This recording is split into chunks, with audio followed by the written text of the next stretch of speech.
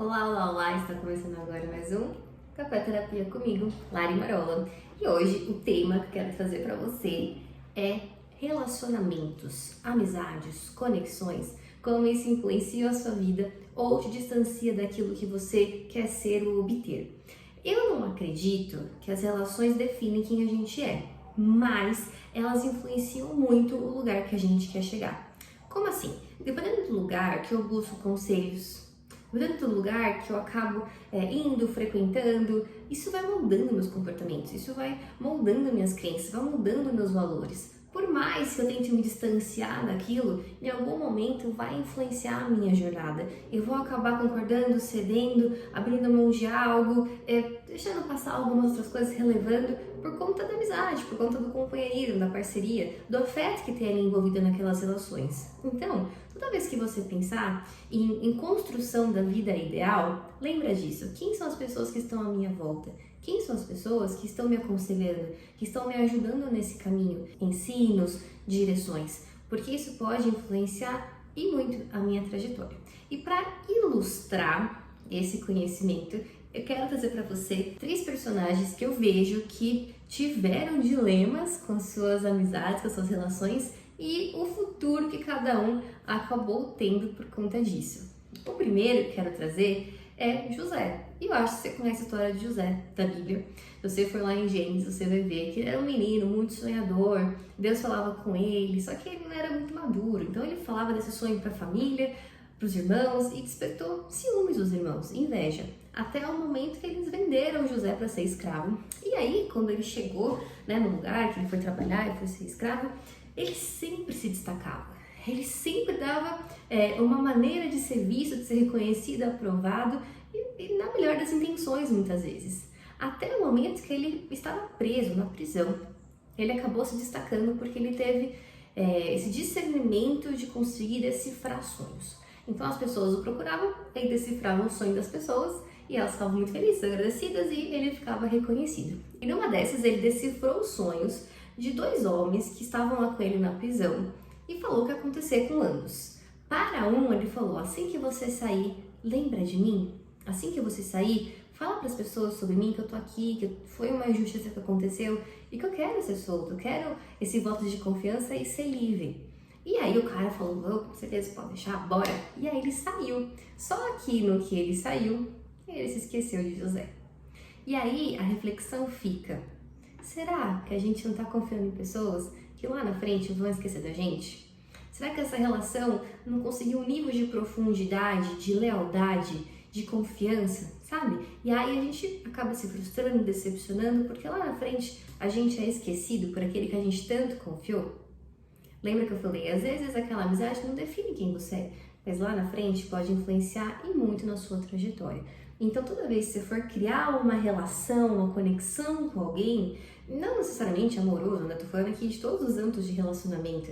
Toda vez que você vai construir algo, lembre sempre disso. Essa construção tem que ser profunda, tem que ser sólida, tem que ter muita lealdade envolvida, muita confiança. A gente tem que ter vulnerabilidades trocadas, a gente tem que ter propósitos aliançados de alguma forma, estruturados, a gente tem que se conhecer, tem que conhecer o outro, para que cada vez mais essa relação fique profunda e te garanta que lá na frente você não será esquecida, mas sim lembrada. Mas talvez esse não seja o seu caso. Talvez você nunca teve um amigo que te esqueceu, mas pode ser que você se identifique com o próximo agora que eu vou falar, que é a história de Amon. Amon, ele confiou numa pessoa que o levou ao erro, um erro que lá no futuro pagou com a própria vida, ele foi assassinado por conta disso. Ele, em dado momento, começou a desejar a irmã dele, ele queria ter relações sexuais com a irmã. Começa por aí, né? Algo de errado não está certo. E aí, nesse processo, ele foi pedir conselhos para quem? Para um amigo que a Bíblia mesmo fala que era sagaz. Esse amigo chamava Jonadab. E quando ele foi aconselhar Amon, o que ele disse? Olha, vamos fazer assim. Fala que você tá doente, que você tá de cama e que você quer que a sua irmã venha aqui e te traga uma comida, né, para você ficar melhor. E aí quando ela estiver lá, você despista todos os guardas e ataca a tua irmã e tem relações com ela. E aí ele, movido por aquele desejo que ele tinha no coração, aquela vontade que estava totalmente distorcida, ele seguiu ao pé da letra o conselho do amigo e, no fim das contas, estuprou a irmã.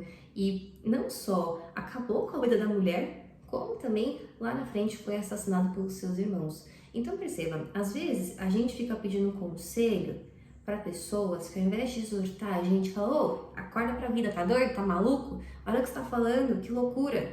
Pessoas que vão falar isso mesmo, faz, sabendo que tá errado, sabendo que aquilo não é certo, sabendo que aquilo vai machucar outras pessoas, influenciar a trajetória de outras pessoas. E toda vez que a gente busca esse tipo de conselho, com o nosso coração enviesado pro erro e encontra nessas pessoas um erro maior do que o nosso, a gente tem uma tendência a caminhar para um futuro também de destruição, porque não tem como, quando a gente planta, a gente colhe.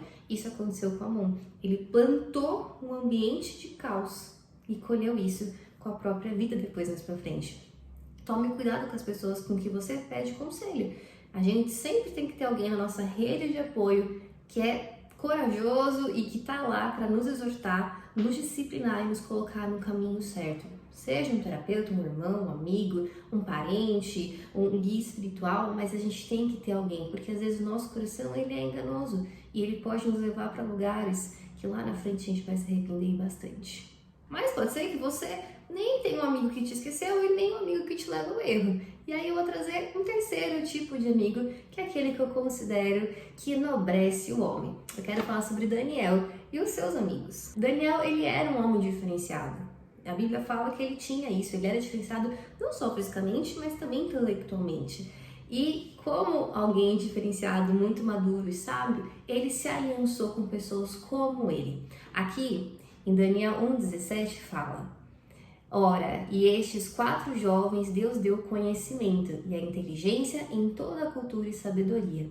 Então perceba, Daniel, Ananias, Misael e Azarias, que eram a gangue dos amigos, eles resistiram em momentos difíceis juntos. Eles passaram por adversidade juntos. Eles tinham os mesmos tipos de comportamento, o mesmo tipo de pensamento. Eles estavam aliançados, não só entre eles, mas também com Deus. Eles tinham um pacto muito forte. E por isso, eles sobreviveram até mesmo à fornalha. Jogaram eles lá e eles sobreviveram. Porque a aliança deles era tão forte, era tão profunda, que todos os comportamentos, os ambientes, as crenças, as capacidades, as habilidades estavam muito conectadas e muito próximas. E qual que é o ensino para mim que fica dessa relação que Daniel tinha com seus amigos? Relações que te levam para um objetivo, para um propósito.